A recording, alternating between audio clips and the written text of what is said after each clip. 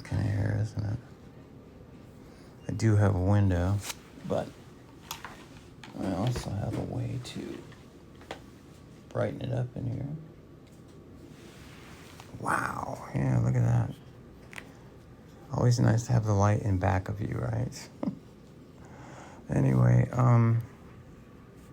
it's 1:30 in the afternoon on this beautiful day, and just wanted to catch up on what's going on. You see all that? Yeah. Got my port going on there. Right now, I think I am just doing that magnesium there. So, I checked myself in here last Friday. Pretty sure it's Tuesday today. Yeah. Last Friday, did some preliminary tests to see how things were. And sure enough, my delirium was high. So I have not conquered this thing of the bile duct. And it's all important because it's like this blanket that's on top of fighting cancer. If you are fighting cancer, you know that it's good when you get all the worrisome things out of the way, so you can actually, can you see my hand there? Yeah, so you can start working on the cancer. And I have not, except for messing a little bit with the diet, as little as I can here. They won't let me have much, but trying to keep it to a point where we're not feeding the cancer anyway. That became a problem. Actually, I was scheduled to do, what happened was I did an ERCP, which is a stent replacement here at Moffitt Cancer Center in Tampa on May 20th, yeah. And everything seemed to go pretty well. And then after that, things started going downhill again. I'm going, come on, this thing can't be failing already. When he cleaned it out, the paperwork, and I got it sitting over there on the table, said that everything was okay, and got all the stones out, gunk out, yeah. So this was like new. I mean, why is it doing this now? Why are we going backwards? So I started communicating with Moffitt up here, and their answers were always, it's doing that because, you just were fighting septic blood system, having bacteria in my blood. And just, being weak and everything, it was just, hang in there. So I did that for like a week and a half, and I just go, you know what, something's wrong, and we have to address this. And so I begged and pleaded, can I come back up there and see what's going on? And everybody said yes, come back up here and we'll put you as an inpatient and see what's going on. But I stayed, of course. And yesterday I was scheduled to get the cleanup job done, but it didn't happen because you have to remember, people coming into the hospital, a lot of them have scheduled. They're scheduled to come in. I just walked in, so they weren't able to help me then that way, and only saying that we can, slip you in when we can slip you in. Yesterday wasn't one of those times. But the surgery guy came by last night, Dr. Dom, and said that, yeah, we can get you in tomorrow. I'm pretty sure. Here's what you're going to try to do. He said that the main permanent stent that's in there, it's going to be a challenge to get the little stent that was put in there last time I was here out of there.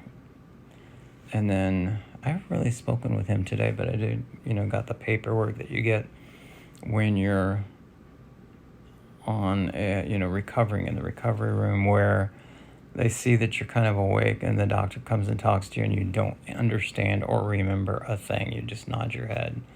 So I don't know, in his words, actually, other than what he typed out there, what happened, what did he really see? I want to know that kind of part. So wasn't able to put a stent in the left side. He wanted to. I think that would have been cool. I asked him, can you put more than one stent in? Maybe we have, enough to work with where we could put more than one. He said, yes, definitely. But that didn't happen. He did clear out the one that's there.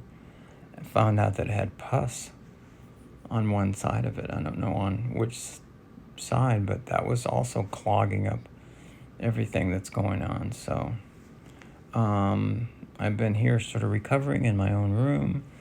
Been watching a lot of cooking shows because I want to be a better cook at cooking my clinical ketogenic diet dishes.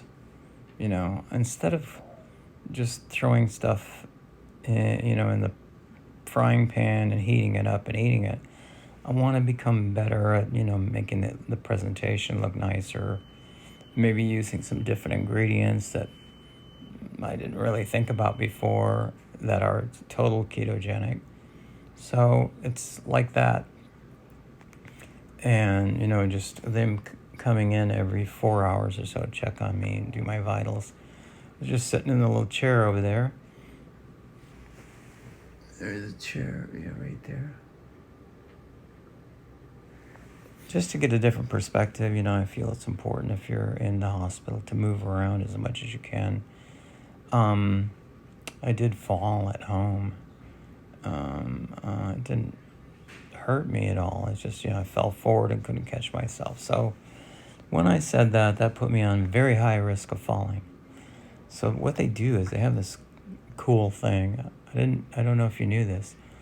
On the beds that can sense if you're trying to get out of bed or not. Like if you grip the side too hard, or they feel you not laying in the bed, just like sitting in one position. It turns on the alarm for the nurses, and they come out here, and it also turns on the alarm here in the room. I want to show you something that was another total unexpected moment. Is this? You notice how swollen that arm is? It's just like a huge pincushion. So they came in, took an x-ray, right? Propped me up in bed, took an x-ray. The x-ray was no good. I wish I could take the rays back, because I hate anything that is carcinogenic, and x-rays are. Then they took me down to the big x-ray, got a good picture of that. And thinking they did an ultrasound, but the ultrasound was on the other side.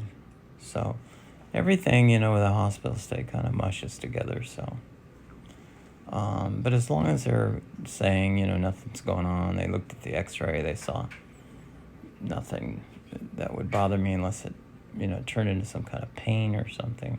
But still, it's weird, having your arm puff up like that.